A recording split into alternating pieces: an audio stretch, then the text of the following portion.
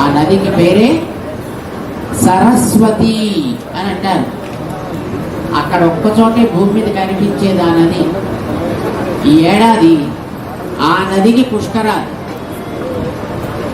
ఎక్కడికి వెళ్ళాలి నదిలో పుష్కరాలు చూడాలంటే? బద్రీనాథ్ వెళ్ళాలి.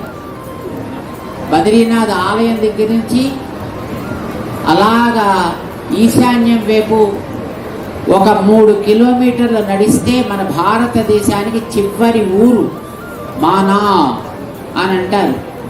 ఆ ఊరు ఉంది అక్కడ. అక్కడి నుంచి ఇంకా కొద్ది ముందుకి ఒక 1/2 కిలోమీటర్ పెడితే అక్కడ ఈ నది దర్శనం అవుతుంది. ఆ నది కింద నుంచి వచ్చే పైన 2 కొండల్ని కలుపుతూ ఒక పెద్ద బండ ఉంటుంది. దాని పేరు భీమశిల అంటారు. పాండవులు స్వర్గారోహణానికి అక్కడి నుంచే వెళ్ళారట.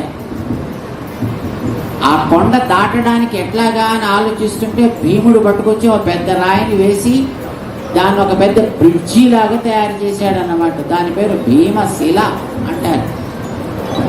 అక్కడికి వెళ్ళి అక్కడ నుంచి మెల్లిగా కిందకి దిగి ఆ సరస్వతి నదిలో స్నానాలు చేయడానికి చాలామంది పెడతారు. మొన్న 15వ తారీఖు నాడు బృహస్పతి అక్కడికి వెళ్ళి మిథున రాశిలోకి ప్రవేశించిన తర్వాత పుష్కరం ఆరంభమైంది.